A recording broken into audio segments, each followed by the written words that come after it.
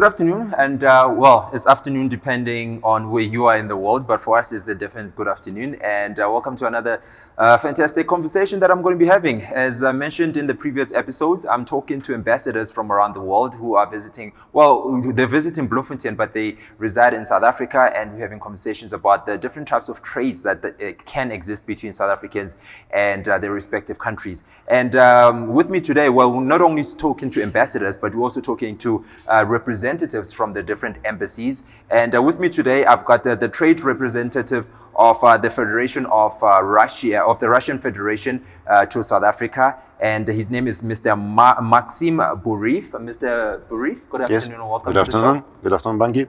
Thank you very much for making time to be with us here today. It's a pleasure for me. And you are from what I call the cold country of Russia. I've never been there, but in the movies and everything that we see, it's always cold. I don't know if that is a true reflection of Russia.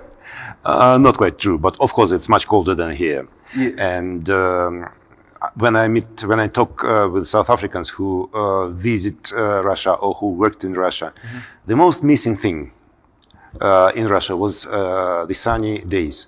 330 sunny days here. And sure.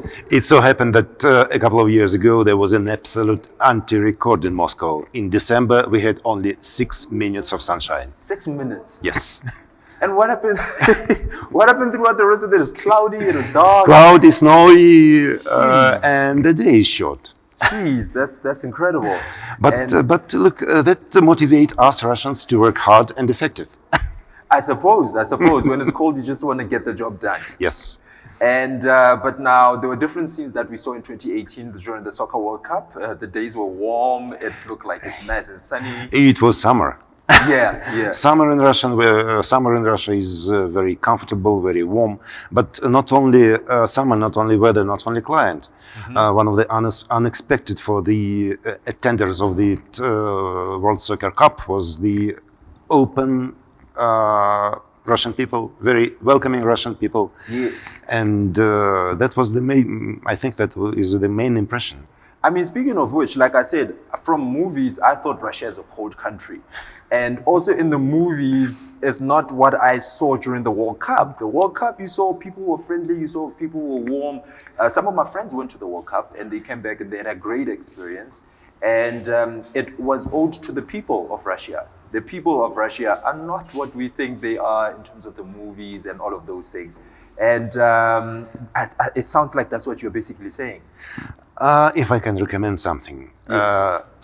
I think you should, the people here should watch not only American movies. Yes, of course. I mean, that is where we get our misinformation about Russia. Maybe. Yeah. Okay, in any case, getting straight into it, as a trade representative of the Embassy of Russia in South Africa, your main interests are to develop relationships between South Africans and Russia in very different, on all levels of, trade, from business to everything else that is possible to trade between South Africans and Russians. What has been your experience with business in South Africa? My experience, my most important, I think, for Russian exporters' experience is that the market, the business in South Africa is very open-minded. Okay. Very open and interested for new products, for new services, but very demanding for the quality of service. Not only for the quality of product, but for the quality of service. I think it is very important. And it's a very tough market. It's a very tough market, and South Africans, they are very, very clever to extract benefits from this tough competition on the market. Now, it's interesting that I'm getting a perspective about South African business from somebody who's not South African and who is here for business. I mean, as South Africans, I suppose it happens in your country too. The local people always complain about the local business, about how things are done locally. But you say that we actually quite smart in how we deal with our business, with trading with Russia and all of that. I think that it is not only to Russia. It's not only about business with Russia. It is the business behavior, business environment of the business community. Yes. And look, of course, there are some internal policies, and these policies in South Africa sometimes look very similar to those ones which we implement in Russia. So my task is to make the Russian business people, Russian exporters, make them calm and aware of what they should meet here in South Africa, and how should they, what should be their attitude to all these policies? What should they do practically? What should they do? Now, as another one of those things that one knows about Russia is that you're big with the energy sector. Yeah. And South Africans, we are now getting into this new energy development space where we're finding energy in the desert spaces in the Northern Cape and all of that stuff. You're clearly way more advanced than we are in terms of the energy industry. What opportunities lie between South Africa and Russia with regards to the energy industry? I think that there is quite universal, quite diversified opportunities in the energy sector, starting from the maintenance and supporting the operation of the existing coal-fired power plants, then developing of the nuclear power generating technologies, and of course gas-to-power program. We have very good and different experience in developing gas generating facilities, and of course renewables. Maybe 10, 20 years ago we almost had nothing with renewables, but we are good pupils, good students. Yeah. And we are learning, and including the fact that we are learning also from South Africa. Yes. And now we are planning to take part in different bids, different tenders in renewable projects in South Africa. Yes. And we see a lot of opportunity, lots of preconditions for our success, or at least fair competition with other players. Now, you're speaking about you looking into tendering for some of the business in South Africa. How easy or how difficult is it for a South African to do business in Russia, where there's opportunities that a South African might want to take advantage of? Bangi, we a short reference to the history. During the last 10 years, about 10 years, Russian Federation made the path from the 123rd position in ease of doing business rating to somewhere 30. From 110 to number 30? From 123 to 30. Okay. And I think that demonstrates that actually the commitment. Actually, it is not so difficult to do business in Russia. According to the different evaluations, we can consider our country, we can consider Russia as a member of top 10 countries in the internet quality and availability. Internet? Internet quality and availability. Right. Can you imagine if you use underground metro? You have internet signal, disregards, is it on the surface or it is in the tunnel, is it on the station, is it in motion or is it standing, train is standing or in motion. Okay. And the speed of internet is very high, and that is why this is one of the component of the convenience of doing business. So I think that it is quite easy to do business in Russia, but we set new and more difficult targets. Yeah. But you can understand that when you are close to the top, every next step becomes harder and more difficult. So essentially, as it stands now, as a South African looking to do business in Russia, it is easier than 10 years ago. It is much easier than 10 years ago, and easier than in many other countries. Than in many other countries. Yeah. All right. I am not mentioning any specific countries. I fully understand. And with that said, what are some of the I do not mean South Africa. I understand. I fully get you. And what I want to get to is, as a South African though, with a country as big as yours, much bigger than South Africa, what are some of the opportunities or some of the strengths that you have that a South African can look onto and look at Russia as a destination of doing either business or maybe trading your personal services? If you are a doctor or if you are an engineer and you want to move that side, what are some of the opportunities that lie for a South African in Russia? So we can divide this question into two channels, one corporate channel and then personal channel. Yes. So for corporate, I think that Russia is quite open for investments in different spheres, in different industries and in different territories, in different regions. It depends on the region. For example, if we talk about Far Eastern remote regions where the mining industry is very well developed, everything which is related to mining will be warmly welcomed. Okay. Or if we talk about such territories like Kamchatka, it is just only 10 hours of flight from Moscow. And it is the same country, no customs, no immigration facilities. For 10 hours flying? Yes, for 10 hours flight. That's a big distance to cover. That's a very nice, picturesque nature with volcanoes, with the wild rivers, opportunities for hunting, for fishery. Yes. And if investor from South Africa thinks about his experience in these industries, so welcome to Kamchatka. Yeah, for sure. Yeah. And of course, if we speak about person application, that depends on the opportunities, that depends on the qualification of the this or that person. But we should always remember that being a responsible country, we are supporting first of all our citizens. Yes. Like in South Africa. Yes. So it's a normal Russians first, and then we support everybody else. That's the normal approach, as with every country. But this doesn't close the door for highly qualified specialists, experts, yes. Highly qualified staff to work in Russian companies. All right. And now, with a little bit of what we just touched on, the forest that you have, the fish that you have. In South Africa, agriculture is pretty big for us as South Africans. Agriculture, farming, and all of those things.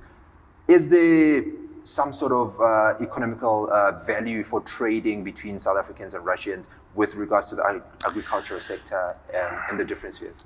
Bangi, let's return to climate. Yes. To cold winter, no sun, and so on and so forth. I think that mango fruits don't like this climate. You think that? Mango fruits? Yes. Or oranges? They won't survive. Or pineapples? Yeah, the citrus fruits. Citrus fruit, pineapples, they don't like this climate, and we always will import it. Yes.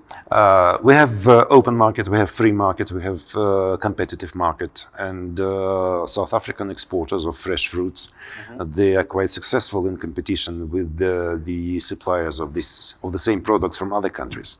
Okay, right. And how much of the trade happens between South Africa and Russia? I mean, I can imagine you trade a lot with everybody around the world. Specifically between South Africa and Russia, how much trade is happening? Actually not so. The volume, you mean the volume of the trade? The volume of the trade? Yes. Actually not as big as it could be, but we count import plus import on national statistics. It counts more than $1.2 billion. Annually. Okay, that's pretty decent for us as South Africans. And Russia made a few steps up in the list of the foreign trade partners of South Africa. Okay, all right. So, and we are happy with it. Yeah, and with that also being said, the other question that I wanted to find out was South African diaspora, South Africans living in Russia or studying in Russia. What is it that you find more South Africans doing if they go to Russia? What do you mean? I'm sorry. So are South Africans migrating to Russia to live there, or are they going there mainly as professionals or as students? I know a couple of years ago, a lot of South African students, particularly from the Free State, From Free State, yes, I know, were sent to Russia to go study there. What sort of tourism happens between South Africans and Russians? Do you have Russians in South Africa, by the way? Do you have a big community of Russians living in South Africa? Not so big. Yeah. Not so big. Still, the countries are too far from each other, and I think the most volume of the passengers delivered by the air companies before the pandemic were still tourists. I'm not quite sure that there are lots of people, lots of South Africans are migrating to Russia, or Russians migrating to South Africa for forever. Yeah, yeah. Because still, I already mentioned that winter make Russia not so comfortable country for South Africans. Yeah, yeah. And with that, now, so with the businesses that are happening, what kind of services, what kind of support is there for South African business to exist in Russia, or Russian business to exist in South Africa? What, from an embassy point of view, what are you heavily involved in between businesses in South Africa? First of all, we have a very strong and very well detailed system of the supporting of Russian export to foreign countries. It doesn't matter to which country, but we support the development of Russian export. There are different programs starting from training of the personnel, of staff training, then non-financial support, providing the exporters with the information about the markets, about the products in demand, then different types of financial support, which is addressed not only to the Russian companies exporting the commodities, but also to their buyers in foreign countries, to their buyers' banks, foreign banks, and this system also is applicable to the trade between Russia and South Africa, also applicable to Russian export to South Africa. A Russian system of the export support is ready to support not only Russian exporters, but the buyers of Russian commodities in foreign countries. So essentially you're saying if a business wants to trade with Russia, there's already systems in place that can assist, from financial support systems, the trade support systems, and pretty much there's a setup already for that. Yeah. And as for developing our South African business in Russia, of course, we are welcome foreign investments. Yes. We already mentioned it, not only in Kamchatka, but in all other regions of Russia. And we also developed the so-called the territories of advanced development, like your special economic zones, territories of advanced development. And they have a specific, favorable, comfortable, preferable investment regime, taxation regime, which makes it attractive for foreign investors. So you're speaking now to the bilateral agreements that are... No, I'm not speaking to bilateral agreement. Okay. We apply this policy to all countries who has intention to develop business with Russia. And as regards for bilateral agreements, we are most favorable nations, and we are developing our trade on general rules and conditions which are widely applied in the world. But what we have trade representation of Russian Federation here in South Africa, and we have a bureau of the DTIC, Department of Trade, Industry and Competition. Yes. Their bureau in the South African embassy in Moscow, and they are supporting South African export to Russia. Yeah. So a kind of mechanism which is supporting the trade, bilateral trade, exists. Now, as a South African in other regions of the world, if I want to go do business in Dubai, for argument's sake, or somewhere in the Middle East, I have to partner with a local citizen in order to open a business in that country. Is that the same in Russia? There is. I mean, it makes sense to partner with a local. It makes sense, but it is not obligatory. Okay. It is not obligatory, but it makes sense because it is not so easy to control the development of the events which related to your business staying as far as 9,000-10,000 kilometers away. Yeah. Yeah. And that is why the people attends exhibitions, the people attends different professional seminars, the people look for partners who are ready to support them. Yes. So Now, that is a very wise way of thinking, way of doing business. Local, a kind of local representation.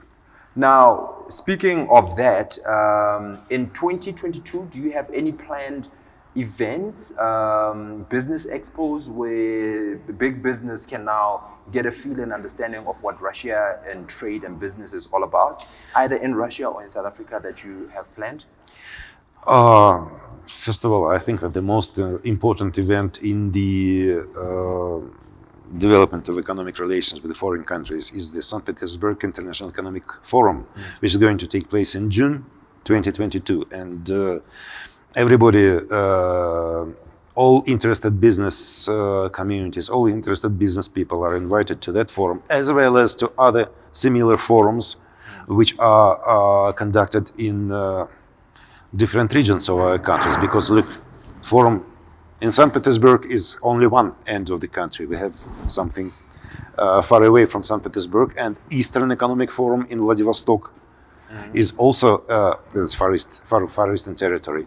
Right. That's also very attractive event, and as well as these two forums, we have similar events in different regional capitals, and of course a lot of industrial exhibitions, international exhibitions, Right. which opens the way to communication with Russian local business community, which help the foreigners to understand the competition, to understand the status quo on the market of this or that product. And I think that lots of events. So how do I, if I'm looking for this information, where do I find this information? Do I go on your website? Do I follow your Facebook or come to your office? You can apply to our office. We have an internet site. You can send us an inquiry regarding this or that certain exhibition. Yeah. And we will respond. But also we have a lot of website of Russian exhibition sites. You can apply there. But nevertheless, you should first understand what certain things you are going to do business in. Yeah, absolutely. It is very difficult to talk with the very nice and smart people who come to our office and says, I just want to do business with Russia. I warmly welcome them, and I always try to mobilize these persons' abilities, communications, capacities, to understand or to suggest which kind of business may be interesting for him. Yes. But I think that this question is very important for everybody who is entering into this not so easy but very interesting story of doing business. Yeah, for sure. Absolutely. Doesn't matter with Russia or with any other country. That's very true. Yeah. And with that being said, what other traveling restrictions, if I want to travel, what sort of visa, what sort of, I mean, I do need a visa to come to Russia? We are mutually enjoying visa-free regime, starting from end of March of the year 2017. But of course, COVID situation made a lot of correction, and now the business people can come to Russia to attend different business events, exhibitions, forums, and so on and so forth. But there is not necessary to get visa, but there is some specific procedure which allows, which opens an opportunity for the attendance of this exhibition to visit them or to come to business meetings and other activities like this. All right. Actually, it is feasible. It is very feasible to book a flight and go out. And it is feasible. Yeah. All right. And with that being said, I don't know if the stuff in South Africa that you have identified, which are great opportunities for Russia, that you are currently exploring. I mean, our country has a variety of things that, like we mentioned, the energy sector that we're busy developing. We've got farming. What are some of the biggest things that Russia is operating in South Africa? We exported a lot of wheat. Wheat or wheat? Wheat. Wheat. This is for agriculture. For agriculture. Agriculture culture. Okay, okay. And we have also considerable big quantities of fertilizers. Right. And I think that specifically for Free State Province could be interesting the opportunities of the development of cooperation with Russian suppliers of agricultural machinery. Mm-hmm. You are the hosts of the NAMPO exhibition. Yes, yes. Unfortunately, due to pandemic, it was postponed for several years, but for 2 years. But I think that the normal way of exhibition activities will be restored sooner or later, and you will see at NAMPO more Russian exhibitors offering harvesters, offering big tractors, offering new machines specifically designed for the application in the soil and climate condition of not South Africa, but Free State Province. Oh, okay. We have such design developments in some of Russian companies. And just to say one more word, new manufacturer, new producer of big agricultural and industrial construction tractors signed their first contract, and the first tractor is on the way to Durban. Oh, okay. So already on the shipment? Already on the shipment. Okay. And what we also take into consideration that the internal policies aimed at job creation, aimed at localization of the imported products, aimed at increasing of the technological skills of South African engineers, technicians and workers. And we consider the opportunities of a range of develop the projects which are related to the assembling of this equipment here in South Africa. So does this mean you're opening plants for these to be able to... Look, let's not call it plants. Okay.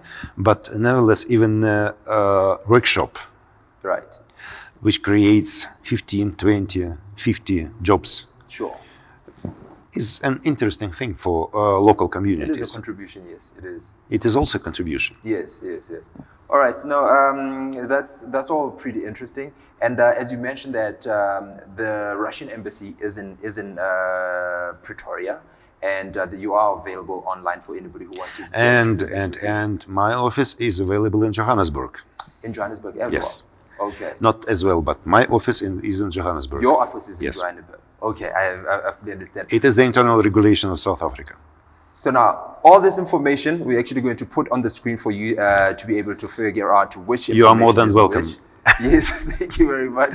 And I've been having a chat with Mr. Bureev, who is a representative of the Russian Federation to South Africa, and talking a little bit more about the trade relations that exist between South Africa and Russia and what it is that you can find out about them. Now, if you're actually looking for more information, we didn't touch on your industry or maybe something that's in particular interest for you, we'll be sharing that information with you. And if you have anything that we might have missed out, you can leave it in the comment section and we'll give you that information. We'll share their details with you and you can take it further from there. Other than that, thank you very much for having a chat with me, gentlemen. Thank you, Bangi. And we'll be, I don't know if I'm going to be trading with Russia, but I'd definitely like to visit Russia.